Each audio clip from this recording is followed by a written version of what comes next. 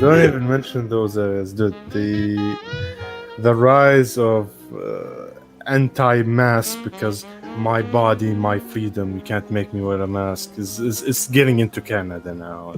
Oh, it's spread like from the US up.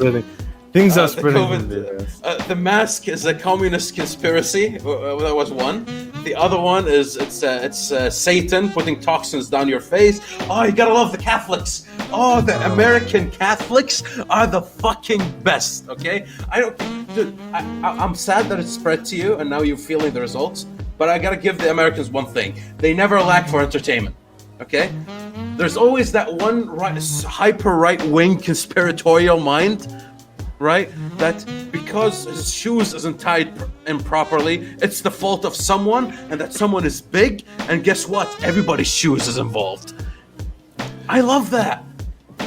It is entertaining, I'll give you that. It's just kind of annoying when everything is it's a political fucking move, and they're trying to hurt your economy and all that nonsense. Conspiracy theories get really boring for me. Because I don't think countries. That's one thing. That's one thing, right? When I told you about Microsoft and I was trying to link a certain things to justify the TikTok purchase, that's a conspiracy. Yeah. Right? But it's fun. Why? Because you can see it happening. Because here's the thing: if you build your conspiracy over one fact, and Rallo have been relatively quiet because I see you playing Blood Bowl 2, you fucking piece of shit, right? But I was playing Dota when this started, so playing game isn't why I'm not talking. I know. It's just this is so not. This is not about genocide yet, so I can't get into it, right? Yeah. Of course, I have nothing to contribute. I don't know what to say. It's fine. It's fine. But I'm gonna bring you in because I want your take on this about conspiracy specifically, which is to me a good conspiracy always has to come with one assumption. If you build your conspiracy over that one assumption, your conspiracy may not be correct, but it would be enough to make it interesting and makes you think and makes you less of a fucking crazy person. Which is coming from the assumption that the world is a chaotic mess of interests underlining with each other and fighting over one thing or another. If you come over with that conspiratorial mind, with that mindset, you're able to, for example, all of this is to get TikTok out of China's power, and then you keep TikTok, you keep the economy of it, while cucking China.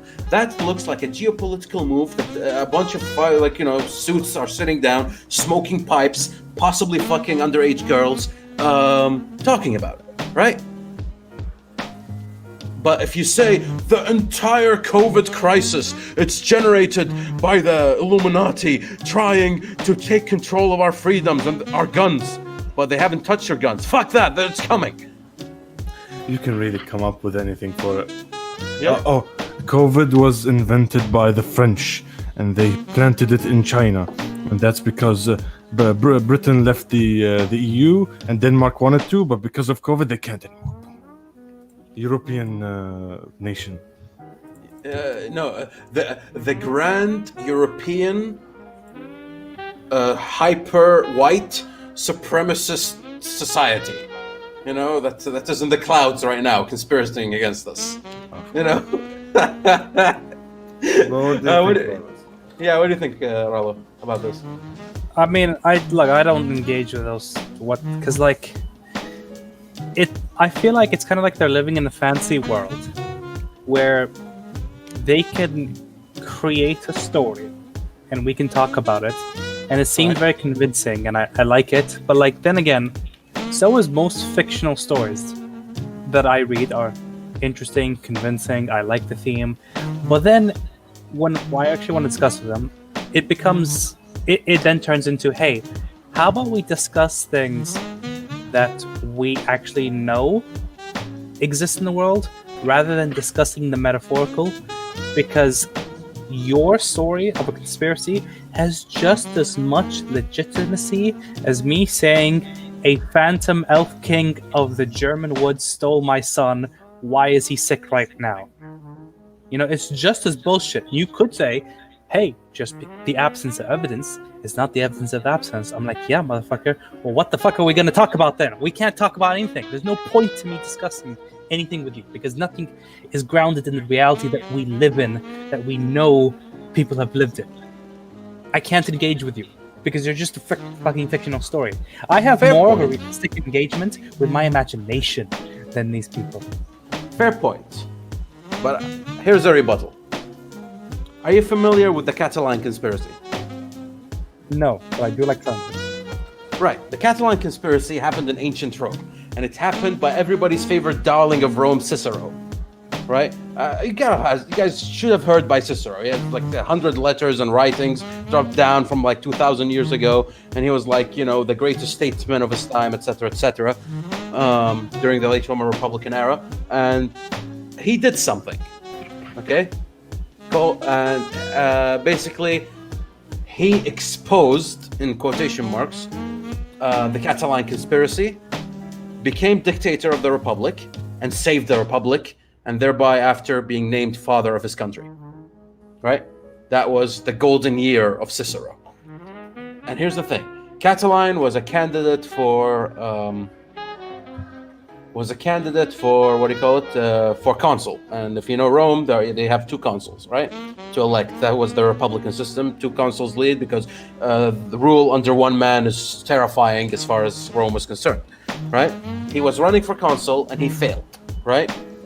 And then a bunch of shit happened in the back scene where people basically got letters saying that Catalan was out to kill them, to assassinate them.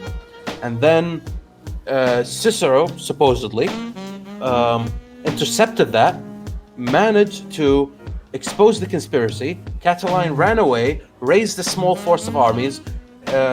Cicero became dictator and cleaned up shop, including killing Catalan.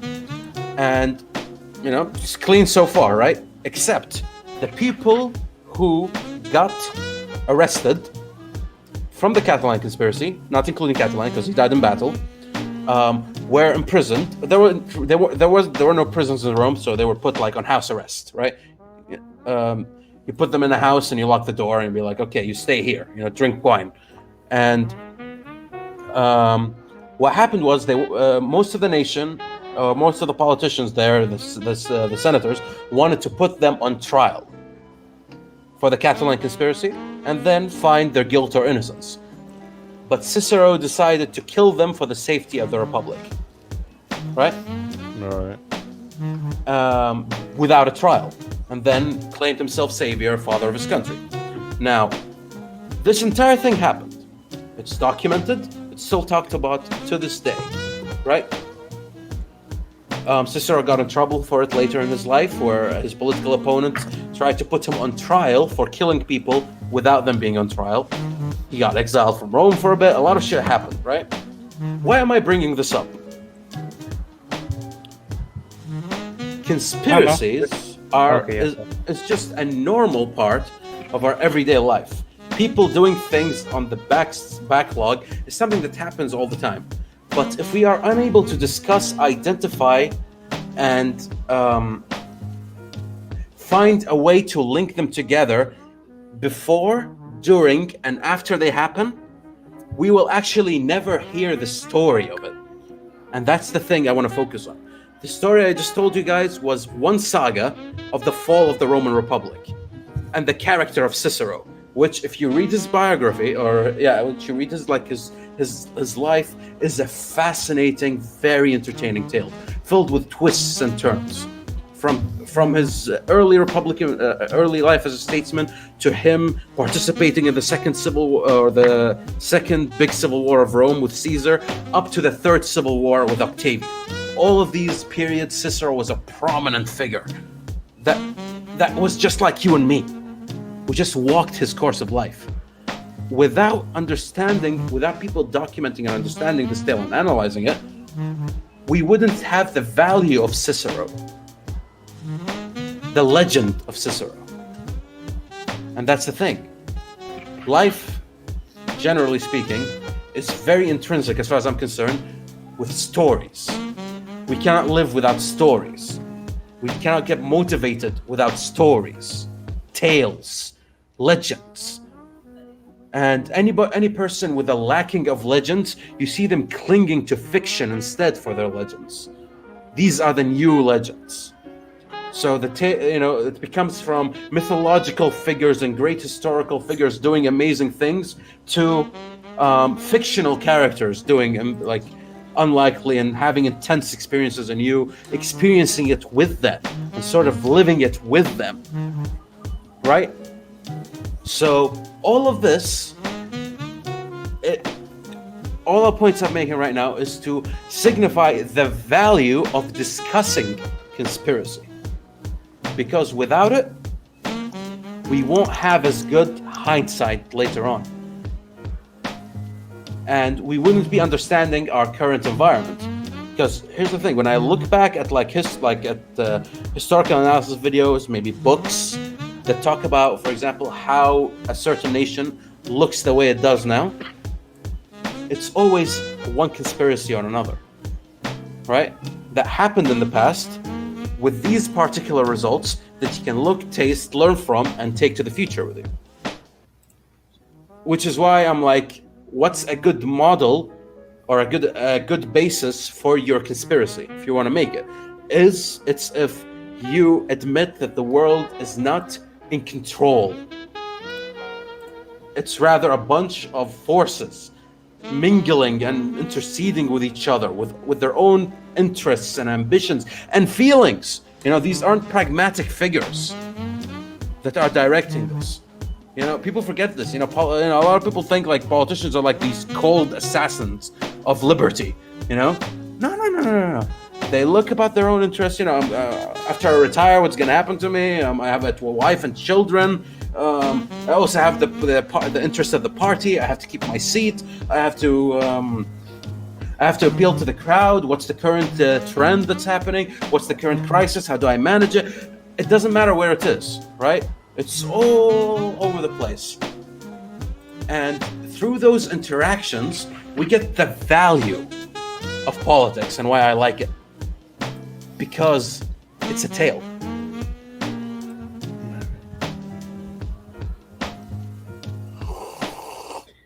I mean, okay, I kind of understand it, but like, couldn't we get just as much by actually discussing real things and spending efforts on the things that we know about?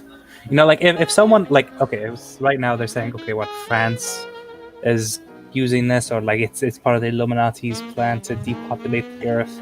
I just like, okay, we could dive into that. We could dissect it. We could understand why that is an image that is conjured in this time, and it might illuminate about what is perhaps a fear of the current times. Or we could put that effort into finding out, how do we stop people from actually getting sick? It's like the time we could put there could be better suited in the real world. However, there's one thing you're missing, Rallo. The people who made the conspiracy, why did they make it? Why is it branded in that specific way? What in their life led them to that conclusion? What were they seeing? Oh, I've never thought to that question. Dude, one part that's missing in modern day well-being talk is, what is the state of mind of the person doing the thing they do, right? When somebody goes out and yells, "Black Lives Matter," right? And then some officer says, "All lives matter, ma'am," in which the gal goes insane, throws something, saying, "No, Black Lives Matter." What just happened during that interaction? Everybody. Interact. Yeah, I see it. You know what I mean? Okay. What led to this happening? What's missing? Yeah, that's not a conspiracy. That's like an actual thing that's happening right now. And right. Black Lives Matter is an actual movement. There's no Black Lives Matter as a secretly the lizard people underneath the CIA. That's